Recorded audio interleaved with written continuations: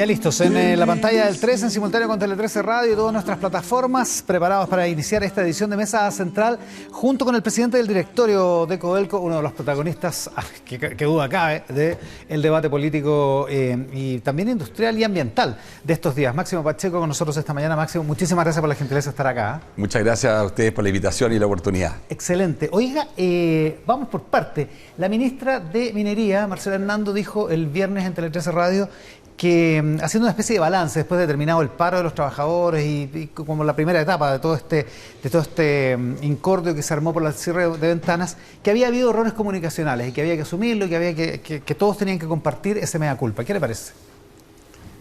Bueno, esa declaración ella la hizo, yo tuve la oportunidad de conversar con ella ayer sábado a las finales de la tarde, nos llamamos para saber cómo había sido el día. Y claro, esta ha sido una semana de extraordinaria tensión, una semana donde yo creo que la gente al final, después de tantos años escuchando que se iba a cesar la operación de la Fundición Ventana, no podía creer que este proceso ahora comenzara y comenzara dramáticamente después de las prácticamente 20 días que llevamos desde que se inició esta emergencia. 20 días justos, claro, que empezó el 6 de junio. El 6 de junio, y que creó enorme alerta, que creó, yo diría, mucho pánico. Piense usted que los últimos niños que fueron intoxicados fueron el viernes recién pasado, hace 2 días. Sí. Llevamos más de 500 niñas y niños intoxicados. No, es evidente que es una situación que continúa, digamos. Ahora, en el manejo de esa situación, ¿usted cree que hubo errores comunicacionales? Mire, estas situaciones son de tal complejidad en la sociedad de hoy, donde hay redes sociales, donde hay internet, donde hay actores diversos.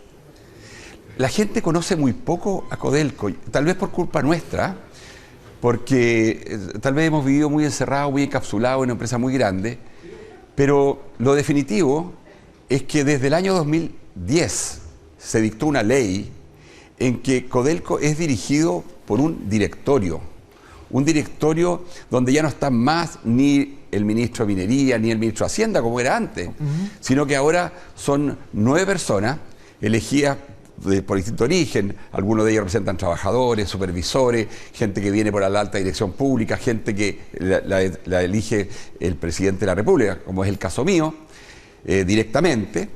Y bueno, y ese gobierno corporativo es un gobierno que conduce la empresa. Entonces, de repente, la gente... Con responsabilidad de sus directores, además. Tienen que... Pero no solamente... igual que en todas las sociedades. Pero no solamente responsabilidad civil, penal y administrativa. Sí. O sea, cualquier decisión... De eso se trató, de elevar el estándar del gobierno corporativo de Codelco con esa ley que usted menciona, ¿no? Y claro, y no solamente con esa ley, sino que además esa ley establece que nosotros, como directores, tenemos que acogernos a la ley de sociedad anónima en materia de la forma de que nosotros nos conducimos. Entonces, este es un gobierno corporativo muy fuerte, muy potente y que en esta coyuntura ha demostrado que funciona de manera impecable. Y por eso sale el comunicado ese viernes, el viernes 17, ¿no? Sale el comunicado de la reunión de directorio de Codelco, pero no se amplifica hasta que comparece el presidente, Gabriel Boric, en La Moneda en la noche. No. Ahí es donde... Pero no. Yo entiendo que se comunicó el comunicado, o sea, se dio el comunicado, se dio a conocer, digamos. Pero la noticia estalla con la comparecencia del presidente en la noche y eso generó alguna confusión, ¿o no? En términos de que se entendió que era el gobierno el que estaba cerrando ventanas. Yo le voy a decir como yo lo vi, a ver, como televidente también, porque fui televidente esa noche. A ver. Nosotros tenemos reunión de directorio y teníamos un compromiso, cortar el queque. Ese era un compromiso que yo había tomado. O sea, no se paraban de la mesa sin tomar una decisión. No, digo, yo había estado un mes o un mes y medio antes en la edición Ventana, como había recorrido todas las divisiones de Codelco, y todas las personas que yo conversé en Ventana, directivos, ejecutivos, trabajadores y las directivas sindicales, porque me reuní con ellas especialmente, dijimos, nosotros vamos a tomar una decisión porque estamos de acuerdo con ustedes en que el clima de incertidumbre que aquí hemos vivido por décadas le hace muy mal no solo a los trabajadores, sino que a sus familias y a la comunidad. Nos comprometimos a tomar una decisión y además nos comprometimos, también solicitado por ellos, a que los primeros que se informaran fueran las directivas sindicales. Ya, salimos de la reunión de directorio. Perdón, eso fue el 11 de mayo y ahí es donde los dirigentes sindicales dicen que usted se comprometió a que esto iba a seguir adelante, que iba a haber una vía de solución para la división Ventanas, que ellos entendieron que no pasaba por el cierre. Ya, pero déjeme cerrar la pregunta anterior. Ya. Nosotros entonces salimos de la reunión de directorio, Andrés Ugarré, presidente ejecutivo, va a una reunión con las directivas sindicales que estaban en Santiago porque las habíamos invitado, porque sabían obviamente que había reunión de directorio y que debíamos informar el acuerdo. Y por lo tanto, desde el punto de vista mediático, lo que se empieza a producir en la televisión, porque yo lo vi, usted también lo vio, era cómo los canales transmitían en directo la opinión de los trabajadores y las directivas sindicales y la presidenta, digamos, de Andrea Cruz, de que el gobierno, perdón, que Codelco había tomado la decisión de cerrar. Después nosotros salimos con el comunicado donde informamos que nosotros, como directorio por mayoría, habíamos tomado el acuerdo de avanzar en el proceso de cierre de operaciones. Y luego, el presidente de la República, a las 9:10 de la noche, dice... Es el horario de más sintonía, digamos. Bueno, pero ya todos los canales, perdón, pero ya los noticieros estaban al aire, porque la noticia estaba en directo siendo transmitida, digamos, por los canales que usted conoce.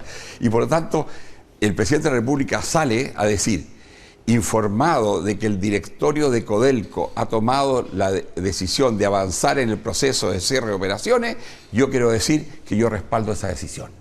Cosa que me parece muy importante. Si es muy difícil para una empresa que es la mayor empresa de este país, la productora de cobre número 1 del mundo, que un directorio con un gobierno corporativo tome una decisión y que los distintos actores, incluido obviamente el presidente de la República, que es la máxima autoridad del Estado, opine sobre eso. Ya, es evidente que el gobierno puede tener una opinión, que los medios pueden tener una opinión, que cualquiera puede tener una opinión sobre Codelco que nos pertenece a todos los chilenos. Otra cosa es que el gobierno corporativo se haya dejado influir por la decisión del gobierno.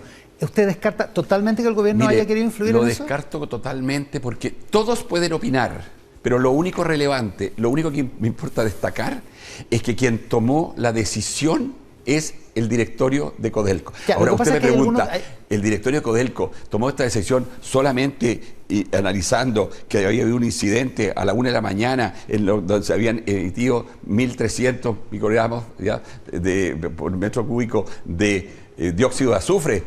Evidentemente que no. No, supongo que se hacen cargo también de la dimensión política de sus decisiones. Evidente, pero si este es un... Eso se discute al interior del directorio, esta es una cuestión que tiene un enorme impacto social, ambiental y político. Es que se lo pregunto por otra cosa, mire. Valeria Ibarra lo entrevistó para el diario, para el DF+, aparece publicado hoy. El directorio cortó el queque, ese es el título, contribuyendo a terminar con esta incertidumbre de años. Y la nota parte con el siguiente dato. Una reunión en La Moneda entre el presidente Gabriel Boric y Máximo Pacheco Mate, aquí presente, a fines de marzo, selló el destino de la Fundación Ventanas de Codelco. A fines de marzo. No, sí, no, esos son interpretaciones. Un efluvio. Esos son, digamos, eso es un comentario periodístico, porque el hecho cierto, claro, definitivo, es que no hubo decisión ninguna hasta que el directorio no se reunió y votó. Ya, pero usted conversó con el presidente antes. Eso es lo que dice acá. Yo converso con el presidente permanentemente. Si esta es la mayor, pero sobre Ventanas, a eso me refiero. Esta es la mayor empresa de Chile.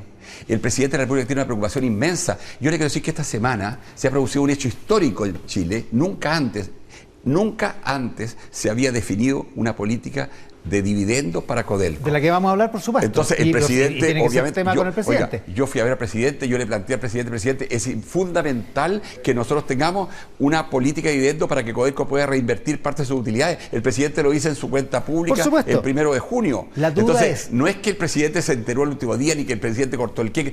Hay una interacción con el Estado a través, y con el jefe del Estado, obviamente, con el ministro de Hacienda, con el ministro de Minería, con el ministro de Salud, que es permanente por la importancia que tiene la empresa para Chile. Ventanas, como usted mismo lo decía al inicio de esta entrevista, ha sido un problema hace muchos años. Décadas. ¿Cuándo se convenció usted de que había que cerrarlo? Mire, yo me convencí cuando se produce el incidente del día 6 de junio. El 6 de junio. En que usted sabe lo que pasó. Pasó que, ¿no es cierto?, se emitió, digamos, en un momento peak, ya una cantidad, digamos, de gases de dióxido de azufre que normalmente emitimos. En esa había llovido el día jueves, se produce, una digamos, como de inversión térmica una capa de inversión térmica, cero viento, se va de a poco, digamos, esta nube, digamos, yendo mar adentro, después vuelve a donde están los monitores en Quintero, la nube no se mueve porque no hay viento, porque hay inmersión térmica, se declara el pic, y esa mañana, a las 11 de la mañana, el gerente de la planta decide, porque correspondía hacer una mantención como la que se hace lunes por medio, digamos, para limpiar, digamos, los equipos, y decide extender esa mantención porque efectivamente toma nota de que hay una situación de mucho pánico y de mucha alerta en la población. Y yo ahí me convenzo de lo siguiente, Iván, lo quiero decir con todas sus letras. Cada vez que pasa algo en esa zona, cada vez que pasa algo, el dedo acusador cae sobre Codelco. Y esa chimenea, claro. Y nosotros solamente emitimos dióxido de azufre y siempre bajo todas las normas establecidas, y es más, no hemos dejado de cumplir esa norma. Sí, una norma que aparentemente es insuficiente. Pero la norma es la norma y nosotros estamos bajo la norma. Usted se convence después del incidente del 6 de junio, pero lo había discutido con el presidente en esas reuniones anteriores. Escúcheme, yo lo había discutido con todo el mundo. Pero si a mí, digamos, el gobernador de Valparaíso, ya, señor Mundaca, digamos, me llama por teléfono para decirme, oiga, que yo quiero que nos juntemos. La ministra de Medio Ambiente, evidentemente, estaba en contacto permanente conmigo, la ministra de Minería, la ministra de Salud. O sea, cuando se declara una situación de alerta, de emergencia y de, yo diría, de mucha convulsión social en esa región por la situación que hay de 16 empresas que generan una zona que es saturada. La declaró Pablo Adenier, el ministro de Medio Ambiente, el año 2015. O sea, esto lo sabemos hace mucho rato. Hace un montón de rato. Oiga, sobre eso mismo, pasa desde el episodio del 6 de junio hasta la reunión del 17 de junio, pasan 11 días, y se señala, se critica que en esta decisión ha habido improvisación de parte de Codelco. Es decir, que está la voluntad de cerrar la fundición, pero no el plan detallado, el plan con todo lo que tiene que pasar de ahora en adelante. Mire, yo no sé quién puede tirar la primera piedra en una situación de crisis. ¿Ya? Cuando hay una situación de crisis, esto no es un plan así que uno vaya a ver detalle por detalle, minuto a minuto, qué es lo que va a hacer cada cual, porque aquí empiezan a actuar todo tipo de actores. Nosotros sabemos, hace muchos años, que esa fundición está mal emplazada, porque es una zona de sacrificio, porque cada vez que se produce una crisis ambiental se nos acusa a nosotros, y porque nosotros sabemos que la tecnología que hay que tener para las fundiciones de hoy no es la tecnología de un horno abierto que emite gases fugitivos y que captura el 95% de los gases, sino que la tecnología que hay que tener es de horno cerrado, horno flash, con captura de gases de 99,8%, que es lo que hay en Alemania, en Huelva, en España, en Japón, en China, tecnología que existe hoy día en el mundo. Y si nosotros tenemos que hacer una inversión de esa magnitud, $1.000 millones, nadie me ha señalado a mí que esa inversión hay que hacerla en Puchuncaví. Claro, que se puede hacer en cualquier otra parte. O sea, que debe hacerse en un lugar que no sea una zona saturada. Ya, pero en la práctica, ¿la compañía tiene un plan detallado de cierre? Definitivamente, no solamente lo tenemos escrito, lo tenemos informado a las autoridades correspondientes. ¿Cuándo termina? ¿Cuándo se acaba? Lo que pasa es lo siguiente, que a mí la gente... Perdón, ahora no está funcionando, ¿no? La planta está paralizada desde el día 6 de junio, lleva 20 días paralizada. ¿Va a volver a funcionar alguna vez? Mire, para que la planta vuelva a funcionar, necesitamos que la autoridad ambiental nos defina un nuevo plan operacional, como se lo está definiendo a todas las empresas de esa zona.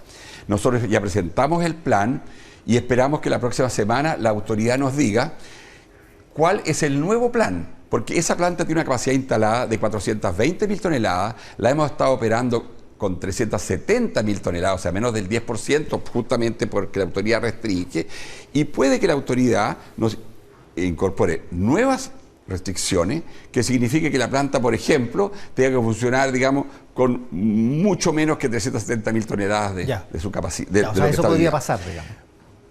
estamos esperando que esta semana la autoridad nos comunique en qué condiciones la planta puede volver a operar y solamente en ese minuto se tomará la decisión. Ya, y hay un aspecto que tiene que ver con la legislación, vamos a hablar de eso también, pero desde el punto de vista práctico, ¿qué tiene que pasar para que empiece a desarmarse? ¿Cuándo va a desaparecer el...? Mire, tienen que pasar varias cosas. Primero, en el Parlamento tiene que dictarse una ley, porque nosotros por ley estamos obligados a procesar todos los minerales de ENAMI en la planta de Ventana, y nosotros estamos pidiendo que podamos procesar todos esos materiales, pero en otra parte, pero en cualquiera de nuestras plantas... otras 3 fundiciones, claro. Caletones, Potrerillo o Chuqui. Tiene que pasar que tenemos que sentarnos con los dirigentes sindicales, con los trabajadores, para ver uno por uno dónde y qué propuesta le vamos a hacer de trabajo a cada uno de los trabajadores y trabajadoras de la fundición. Todos ellos van a recibir una oferta de trabajo. Los internos, los que son de Codelco. Los que son de Codelco. Porque hay unos casi 400 que son 348. No, pero hay otros 400 que son Hay indirectos. 400 trabajadores que son contratistas que hacen principalmente labores, digamos, de mantención y otras, digamos, para la fundición. Porque es muy importante decir, la división Ventana va a seguir operando. La división Ventana tiene una refinería y evidentemente tiene instalaciones alrededor de ella que van a seguir funcionando. Entonces, nosotros necesitamos, primero, el tema legal. Segundo, necesitamos sentarnos con las directivas sindicales, cosa que va a suceder a partir de la próxima semana, a conversar sobre las propuestas de trabajo que le vamos a hacer a cada uno de los trabajadores y también a definir con ellos el tipo de plan especial voluntario de retiro que vamos a tener. ¿Por qué especial? Porque este no es un plan de estos que Codelco tiene normalmente, porque aquí hay un cese de operaciones. Ya. Segundo, voluntario, porque como le vamos a ofrecer a toda la gente una propuesta para irse a alguna de las otras fundiciones, puede que haya algunos de ellos que decían o que prefieran no hacerlo. Y finalmente algunos querrán decir, no, yo prefiero que usted me ayude o me apoye a conseguir un nuevo empleo, digamos, en alguna otra empresa de acá, y entonces podríamos nosotros también conversar qué tipo de apoyo necesitan para eso. Todos estos trabajadores y trabajadoras, Iván, son gente muy preparada, muy capacitada, son extraordinarios fundidores, son gente, esto que estamos haciendo no es una dádiva, no es un subsidio, no es un acto de generosidad, esto es un acto profesional. Aquí hay gente que sabe fundir cobre, esto es como la cocina, esto es como las personas que, esto no se usan termómetros ni instrumentos. El fundido de cobre es todavía un trabajo que tiene mucho oficio y que lo hace gente que tiene en esto mucha experiencia. ¿No es el momento de que Codelco se deshaga de la mochila que le impuso la ley del año 2005, donde tiene que obligatoriamente fundir los materiales de la ENAMI? Yo pienso que es muy importante para nuestro país que nosotros tengamos más capacidad de fundición y que el país pueda decirle a sus pequeños y medianos mineros, aquí está Codelco, abierta y disponible para fundir sus minerales. Creo que eso tiene un enorme impacto no hay que deshacerse social, de eso, de empleabilidad y de desarrollo del país. Codelco no es solamente una empresa que entrega un gran cheque al ministro de Hacienda. Codelco es una empresa que juega un rol en el desarrollo productivo, en el desarrollo de emprendedores, en el desarrollo, digamos, de empleos locales. Nosotros tenemos la capacidad de tocar muchas teclas. Ya, lo que pasa es que en ese ámbito, aunque funde a precio de mercado, hay una serie de subsidios indirectos. Los describe muy bien Óscar Landerreche, que estuvo en su cargo hace algunos años, y lo que provoca una especie de subsidio indirecto de parte de Codelco para algunos pequeños y medianos empresarios. Y uno se imagina a un señor, un viejito en una camioneta con un saquito de cobre, y eso no es así. Un pirquinero, dice usted. Casi un pirquinero, y eso no es así. No. O sea, llegan las empresas medianas. Aquí hay pirquineros, aquí hay mediano y pequeño, y aquí hay algunos medio grandes. Hay unos medianos que son grandes, lo que pasa es que no son BHP, digamos, pero son grandes. Sí, entonces, efectivamente. Y también reciben subsidios. ¿No es el momento de terminar con eso? Mire, nosotros como empresa somos responsables de gestionar la empresa. La política pública en Chile la define el Poder Ejecutivo con el Poder Legislativo. Ya, lo que pasa es que usted escribe hoy día, en la misma entrevista del DF+, de Valeria Ibarra, dice que él entiende que la Sonami tiene un negocio en esto y que defiende su interés particular. Entiendo que ellos tienen aquí un negocio, entiendo que lo que están haciendo es defender su interés particular. ¿No estaría bien bueno que ese negocio, si es de la Sonami, que es perfectamente legítimo, no tenga un subsidio de la empresa estatal? No, mire, yo lo que deje de tener un subsidio yo lo que dije patronal. en esa entrevista, porque la pregunta me la hicieron, ¿qué opina usted de lo que declaró Diego Hernández? Sí. Y yo dije, mire, el señor Diego Hernández no es una opinión independiente. Él es una persona que tiene aquí intereses. Como presidente de la Zonami en este caso. No, claro. como intereses comerciales. Sí, no, claro. Ya, como intereses comerciales por la relación que tiene con nosotros. Por lo tanto, él es alguien que tiene intereses comerciales en esto. Y segundo, él fue presidente de Codelco. Y él ocupó mi cargo. Y él sabe, mejor que yo, porque esto lo viene de mucho más atrás, la situación de la fundición de Ventana. Por lo tanto, respondí diciendo, ¿sabe qué más? Las opiniones de don Diego Hernández son opiniones que en verdad son interesadas y que él sabe mejor que yo lo que pasa con la fundición de Ventana. Sí, pero más allá de Diego Hernández, a quien entrevisté también esta semana en Tele 13 Radio y que defendió la necesidad estratégica de las fundiciones y dijo que los privados no están interesados en poner capital para hacer una fundición, entre otras cosas. Pero ¿desde cuándo que el señor Hernández habla por los inversionistas que pueden estar interesados en esto? Eso es lo que dijo.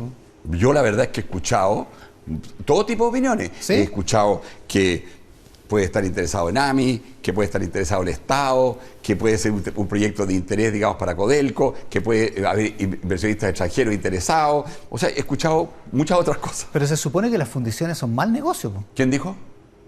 Usted, entre otras cosas, po. Pero no. ¿No perdió 50 millones al año en los últimos años? La fundición... Lo que yo he señalado 50 millones de dólares, ¿eh? que la Fundición Ventanas, en promedio, en los últimos 3 años, ha perdido 50 millones de dólares. Claro, eso no es un muy buen negocio. No, porque no tiene la escala, no tiene la escala, porque estos son negocios de escala.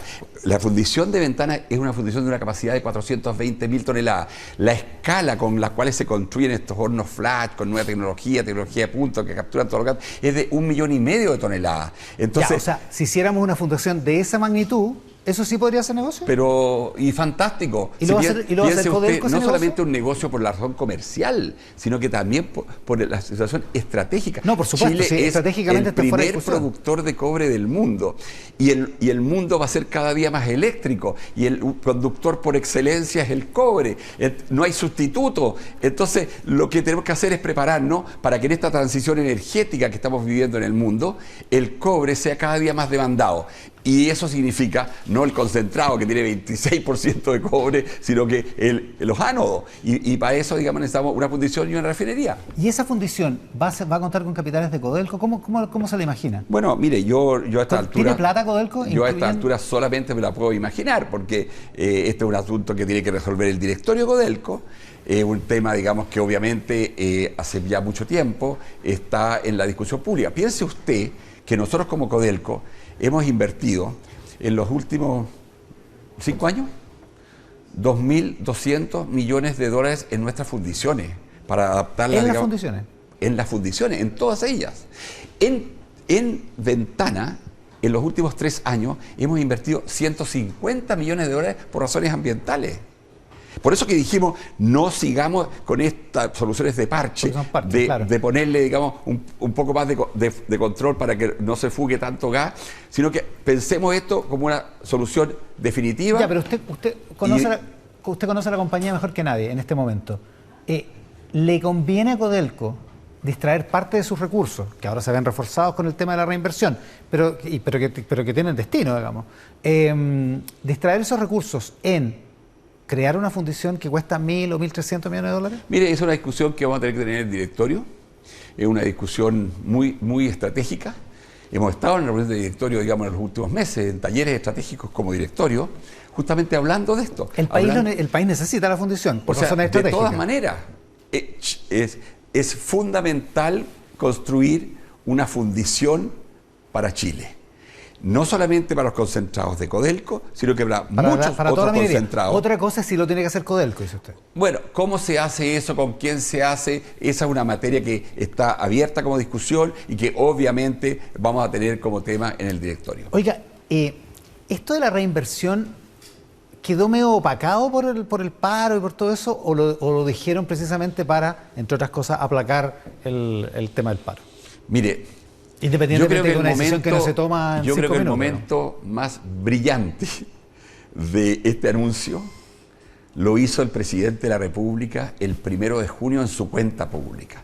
usted la escuchó, probablemente usted concordará conmigo de que el presidente le dedicó harto rato a Codelco en ese discurso. ¿Qué dijo el presidente, básicamente? Vamos a cuidar Codelco, y segundo dijo, nosotros no vamos a estrujar a Codelco. Y eso el presidente lo puso como un mandato, lo trabajamos con el ministro Marcel, con la ministra Hernando, con la directora de IPRES, Javiera Martínez, y su equipo. Estuvimos en muchas reuniones preparando esto. Luego, cuando viene esta crisis ambiental, claro, la gente dice, chuta, teníamos un tremendo anuncio que hacerle al país. Por primera vez Codelco va a reinvertir una parte de sus utilidades en la misma empresa, porque hasta ahora lo que hacía Codelco era, hagan todos sus proyectos, que son muchos y muy buenos, y para financiarlo, endeúdese. Vaya al mercado, emita bono y toma deuda. Y por eso tiene 18.000 millones de dólares. 18.000 millones de dólares de deuda. Entonces, obviamente, nosotros decimos, presidente, esto no es sostenible. Este es el mejor negocio que tiene Chile. No hay ningún negocio mejor en Chile que este. Y es obvio que si genera muchas utilidades, devuélvale un poquito de las utilidades a Codelco para que no tenga que endeudarse para financiar proyectos extraordinarios. Usted conoce Chuqui. Usted seguramente lo conoció cuando era un rajo abierto. Claro. Hoy día ya no es un rajo abierto, hoy día es una mina subterránea. Usted conoce El Salvador. Salvador, digamos, era una mina subterránea. Hoy día ya no es mina subterránea, es el rajo Inca. Teniente, usted conocía probablemente el sub 6, el sub 7, bueno, hoy día tenemos diamante, andesita, nuevos niveles. Tenemos, digamos, también el traspaso, digamos, en Andina. Toda una instalación nueva, un domo maravilloso, un achancador, de que estamos pasando del mineral desde la mina a la concentradora, digamos, al chancador, pero por otra correa. Todo eso son 40.000 millones de dólares en inversiones que tenemos de aquí al año 2030. Esta empresa tiene la mejor cartera de inversiones, el mejor portafolio de proyectos de toda la minería mundial. Y con esta reinversión, ¿cuántos de esos 40.000 millones se financian?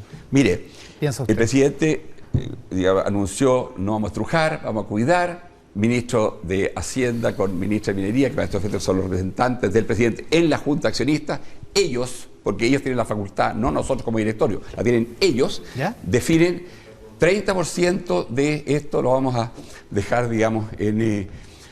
piensa usted que... adentro de la empresa. Eso significa, este año, 582 millones de dólares. 582 millones de dólares es lo que el Estado deja como de utilidades ganadas por Codelco, las deja en Codelco para que Codelco financie sus proyectos estructurales. El ministro le pide a cambio a Codelco una cierta garantía de un nivel de utilidades, digamos, ¿no? No, porque aquí lo que Hacienda deja de ganar plata, o sea, de recibir plata Hacienda. No, pero también deje de decir lo siguiente, la gente cree que cuando el cobre está en un precio increíble, el ministro de Hacienda anda con los bolsillos llenos de plata. No, eso no es así, porque cuando el precio del cobre está maravilloso, con muy buen criterio, nuestro Ministerio de Hacienda y nuestro ministro de Hacienda toma lo que excede del precio de largo plazo y lo pone en un fondo, en un chanchito, para el momento de las vacas flacas. Ya, pero igual, de todas maneras, cuenta con ciertos excedentes de parte de Codelco. ¿No le puso una meta de No, el Ministerio de Hacienda y el ministro de Hacienda saben de que Codelco es una empresa que vende 20.000 millones de dólares, estoy hablando así bien gruesa, 20.000 millones de dólares al año. Gana antes de impuestos, depreciación, intereses, digamos, 10.000. O sea, 20.000 vendo y 10.000 gano.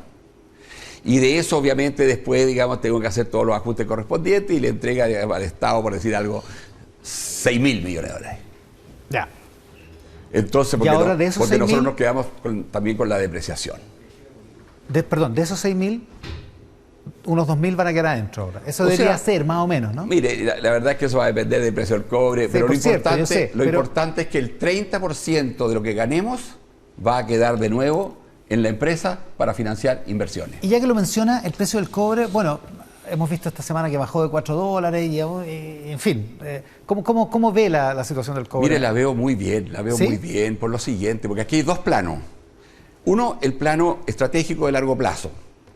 Oiga, en un mundo cada día más eléctrico, si los automóviles van a ser eléctricos, hoy día se construyen 3 millones de automóviles al año eléctricos y en 5 años más van a ser 40 millones eléctricos.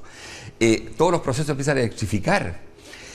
Cada día tenemos artefactos más que consumen más cobre. Este equipito que tengo aquí, ¿Ya? 20% de esto es cobre. ¿Sabía usted? ¿No? Ya. Le cuento, la energía renovable, la infraestructura, cobre. Entonces, en un mundo cada día más eléctrico, nosotros tenemos cobre.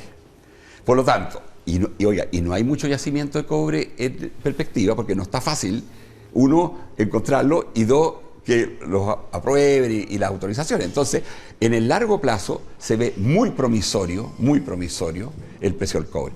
¿Que pasamos por lomos de toro? Claro. Oiga, que la tasa de interés de Estados Unidos subió, que hay temores de recesión en Estados Unidos, que la guerra de Ucrania, que los temas de China, que si crece o no crece al 5,5%. Bueno, esas son cuestiones más bien coyunturales, son dice usted. cuestiones, exactamente. Son turbulencias que son del corto plazo, que las estamos viviendo, pero que lo importante es que sepamos, y por eso que es importante que esto lo discutamos. Este es el mejor negocio que tenemos en Chile y tenemos que cuidarlo. Y eso es lo que dijo el presidente. Oiga, dos cosas, estamos terminando, pero usted dice hay que tener una fundición a gran escala para que sea un buen negocio. Estamos hablando de millones de toneladas. ¿Hay tanto cobre en Chile como para requerir esa fundición? Bueno, de hecho, digamos, nosotros como país, la mitad del cobre que exportamos es concentrado. Por eso que la gente dice, oye, ¿por qué no pensamos en dejar de exportar concentrado? Porque va a llegar un momento en que este concentrado, trasladado en barcos que van a emitir material particulado, claro, el cambio climático, el calentamiento global, el transporte marítimo. No va a ser verde, digamos. No, va a ser con bastantes restricciones. Luego, usted bien sabe que el concentrado trae algunas impurezas, que trae, digamos, algunos otros componentes. O sea, cada vez más nos va a convenir. No es que nos vaya a convenir, Iván, fundirlo acá, cada vez va a ser más urgente y cada vez va a ser más estratégico que nosotros hagamos cobre fundido, que produzcamos no concentrado, sino que ánodos. Y yo creo que eso es una decisión que como país no solamente nos prepara para el calentamiento, para la crisis del calentamiento global y el cambio climático, sino que además genera oportunidades de desarrollo, encadenamientos productivos y desarrollo de talento humano.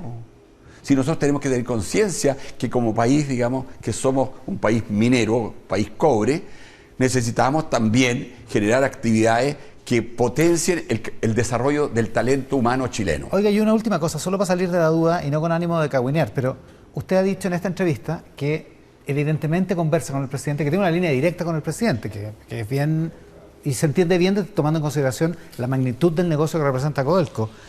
La pregunta es porque se comentó mucho en esta crisis si eso no bypassea de alguna manera a la ministra de Minería, que aparentemente quedó fuera de la discusión en esta crisis. No, la ministra de Minería no ha quedado fuera. La ministra de Minería ha estado en todas las mesas donde hemos discutido estos temas. Mesas donde han estado varios ministros, donde hemos estado, digamos, gente, digamos, de ENAMI, nuestra, etcétera. No, la ministra está completamente dentro de la conversación. ¿Por qué le ha sido importancia a que el presidente se preocupe de Codelco? Porque me parece que es muy tranquilizante que así sea, po. Imagínese un presidente de Chile que no se preocupa de Codelco. Imagínese un presidente de Chile que yo le venga a contar a usted que llevo 3 semanas pidiendo la audiencia y no me contesta el teléfono. No, sería raro. No sería raro, sería un poquito más que eso. Sería preocupante. Máximo Pacheco, el presidente del directorio de Codelco esta mañana, acá en Mesa Central. Máximo, muchísimas gracias por la gente. Gracias a usted por la invitación.